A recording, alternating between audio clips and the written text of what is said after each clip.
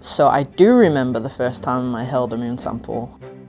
It was in a course at undergraduate level. I remember being in school and a scientist came and gave a talk, and he actually brought a lunar meteorite. And at this point he put what we call a thin section, so we could look down the microscope at them. A thin section is actually a piece of rock that's been sliced, about the same thickness as a piece of hair. You can shine light through it and you can look at all the different minerals that are in the rock. So they're actual meteorites that fall on Earth that are made of pieces of the moon. I remember holding this piece of a lunar meteorite. It was pretty small, and I remember thinking, wow, this is so small. We really need more of this. I remember that was my number one thought was, we need more of this. We need a lot more. I went home and I think I rang every single person I knew. I definitely told my family a million times. I don't think they were sick of me, but like they were definitely go away and tell us something different now. But no, they weren't. They were over the moon as me. Pun intended. Yeah.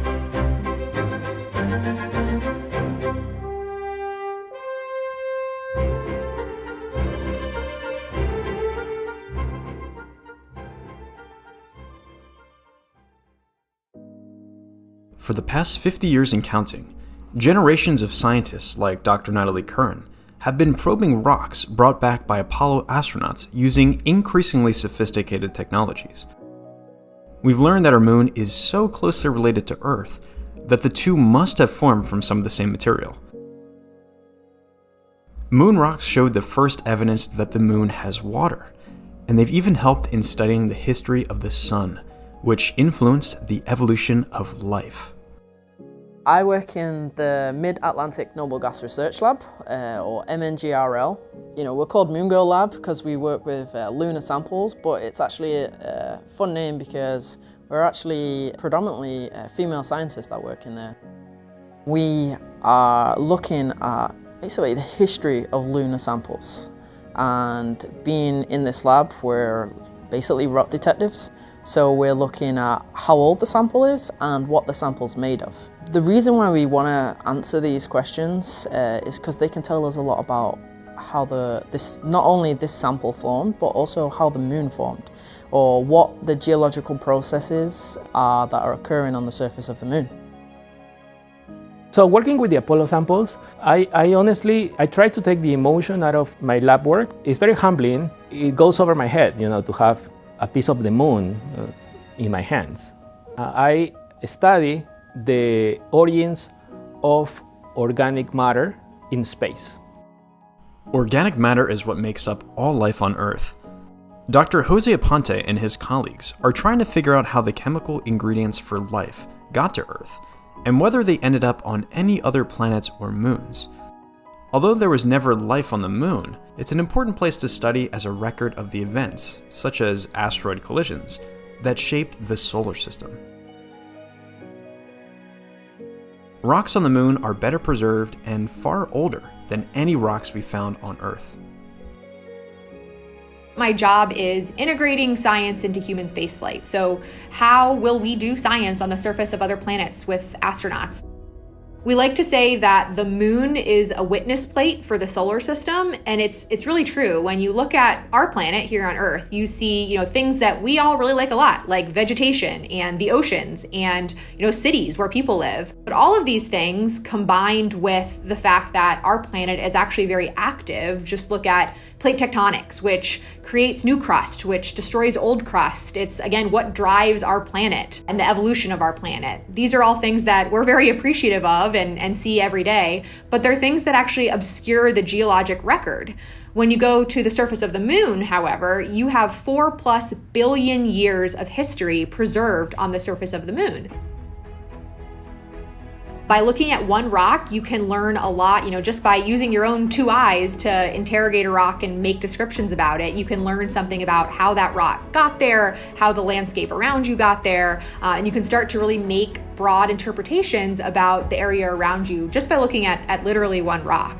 Then imagine taking that rock back to a lab, which you can use these really high resolution lab techniques that we have to peer inside the rock, get a look at what you can't see with the naked eye, start to understand how old that rock is, how long it's been sitting there on the surface. So it's really exciting to think that this some small little sample can tell us a lot about different processes that are not just going on from the local region where this sample was picked up, but actually from the whole of the moon as well. By studying just one rock, you can learn about potentially billions of years of solar system history.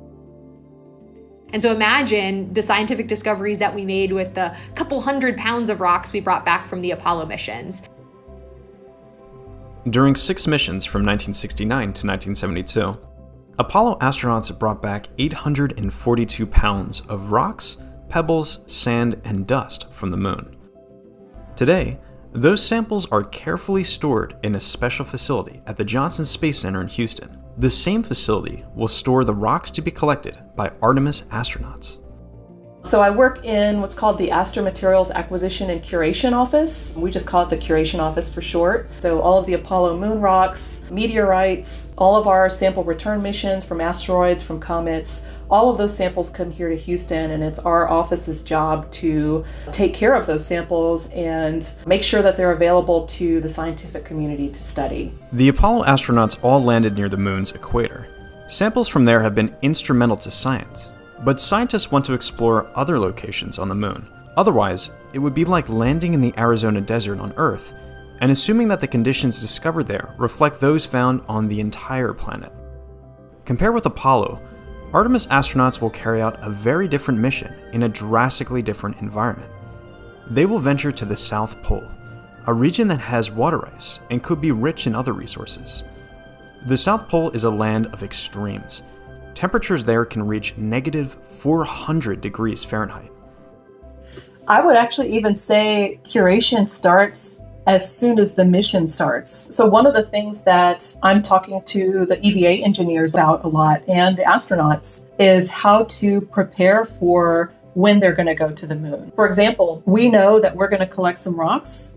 What container are we going to put those rocks in? Are we going to put them in a can? Are we going to put them in a bag? And we need to understand that, because for some of these samples, they are very sensitive to whether they're exposed to metal or plastic. And those are design decisions that have to be made years before the mission even flies. They've got to be super strict, the astronauts on the surface. But me, I'd be like, I'd be like a kid in a candy store and just want to, I want to take everything. And, you can only go a certain amount of time. I'd probably run out of oxygen, me. I'd be walking and forget. It's often said that, exploration is part of human nature, and I definitely agree with that. I mean, even as a small kid, going out in my backyard and, picking up dirt and sticking my hands in the creek and understanding what the little animals and plants were all around me was something that, I didn't have taught to me by that age. It's just something that really comes naturally to, I think, most people. And the same is true on a much bigger scale. The desire to explore the solar system and learn more about, what we can look up in the night sky and see is really a fundamental part of human nature. If we want to visit Mars, if we want to explore the solar system, or if we think about going to other planets, we first must learn how to operate on the moon. Getting ready to conduct science on the moon and to identify scientifically interesting surface features takes a lot of practice. On the next NASA Explorers, Space School, how is NASA preparing astronauts to think and act like geologists?